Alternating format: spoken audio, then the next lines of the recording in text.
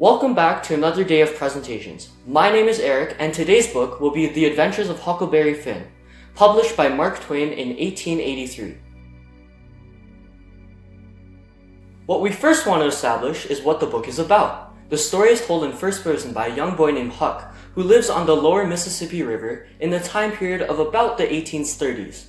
The book describes his life events as it occurs around him, and readers can see the growth and maturity of Huck as these things change him. On his adventure is a second character, Jim. Jim is an African-American slave who escapes his master and becomes Huck's companion for the duration of the book. Jim is also critical as a guide for Huck's coming of age, which I'll explain further in this video. There are many other characters that push Huck's thinking about morality, what is right and wrong, and expose him to new experiences he hasn't had before. The first part of Huck's adventures sets him in a situation where he tries to adapt to a new lifestyle. Previously, he was in a situation where he was poor but happy, existing in his town free to do whatever he wanted to do, mostly fishing, at any time he wanted to do it. Although he wasn't socially or economically well off, he was pretty content with where he was in the hierarchy. The Marxist concept of class is explored in the first couple chapters of this book. It shows how the transition from a lower class to an upper class is quite difficult. He is adopted by a very wealthy widow who tries to turn him into a stereotypical upper class boy. Take for example this quote, "The widow Douglas, she took me for her son and allowed she would civilize me. But it was rough living in the house all the time, considering how dismal, regular, decent the widow was in all her ways. And so when I couldn't stand it no longer, I lit out.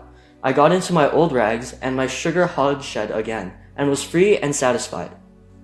Huck's personality makes it very difficult for him to conform to different standards, and it leads him to the next part of his adventure with Jim. This is where the bulk of his adventures occur. He leaves an island where he meets the runaway slave, Jim, and they float on a raft down the Mississippi River.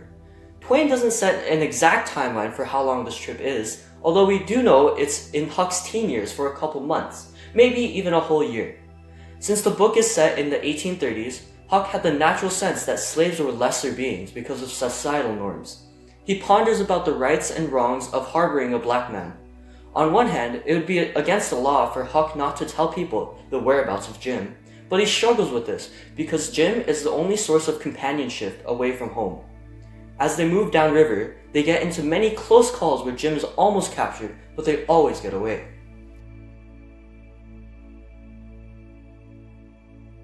There are two main experiences that Huck has with Jim.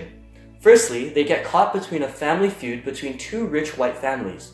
This teaches Huck that even with an absurd amount of wealth and social respect, they still have problems that prevent them from living a happy life. Secondly, Huck and Jim are involved with a pair of con men as they go city by city trying to pull off massive immoral heists. Huck and Jim have to listen to the con men because if they don't, the con men would bring them back to their old life. Obviously, they don't want that. This is where Huck learns the idea of crime and labor. All while pulling off these heists, he is shown to be uneasy and feel guilty about stealing from all these people. He manages to grow up a little bit more, abandoning his previous childhood life of pretending to be robbers and pirates, and realizes that those things are wrong. This leads to the pinnacle of his maturity. Since it is illegal to help Jim run away, he has internal conflicts and feels guilty about breaking the law. At the start, he doesn't see Jim as another person because he's not white. When Jim was thinking about his wife and children, and he was low and homesick because he had never been away from his home before in his life, and Huck does believe he cared just as much for his people as white folks do for theirs. It don't seem natural, but Huck reckons it's so. It shows the societal racism embedded into the minds of the people at that time. Even with people with as little education as Huck, they're still brainwashed into thinking that black people don't have the same capabilities as white people do. This quote also shows how Huck has finally learned to think for himself. He is just about to break through the racial barrier of the people of that time and have sympathy for Jim on the adventure. This idea is further developed when Huck writes a letter to Jim's owner, telling her the whereabouts of Jim. Writing the letter is a powerful move. It cleanses his guilt of breaking the law. However, he does not send the letter as his changed morals come above the law, and he realizes that there should be no reason why the law is made as it is. The final chapters of The Adventures of Huckleberry Finn have stirred up much controversy over the years. It basically reverts all of Huck's learnings as he then becomes the follower of his friend, Tom Sawyer. Tom schemes an elaborate and somewhat evil plan to free Jim, who is now in jail, and ends up hurting a lot of people physically and emotionally along the way. Although Tom is supposed to be portrayed as a mischievous boy who is all about having fun, Huck's sudden 180 turnaround of his character surprised many people. Mark Twain could have meant this as a way to say that Huck is still a boy and not yet a matured man. He still breaks the rules, although only when he sees his benefit in doing so. Following Tom provided a fun time for Huck, even though people would get hurt. The author, Mark Twain, lived in the 1800s next to the Mississippi River. The significance of the time period he lived is that there was unrest in the United States because of the Civil War. This American Civil War from 1861 to 1865 was largely about slavery. The North fought the South for the freedom of the slaves, which turned out to be a big turning point for African Americans since they won.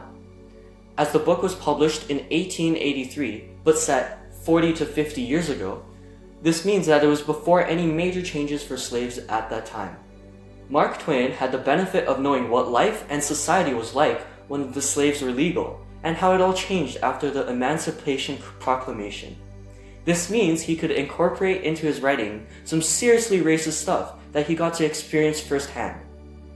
Just one thing to make this clear before we move on, Twain was against racism, and we can tell because of his portrayal of Jim. Something that can be seen from Twain's early life was the use of the N-word. Huck casually calls Jim the N-word at any time in the book, although he doesn't use it in the same standard it is today. In their context, it simply meant a black man and didn't have such derogatory meaning as it does today. Thank you for listening to my presentation. This has been The Adventures of Huckleberry Finn, and I hope you can take something away from this today.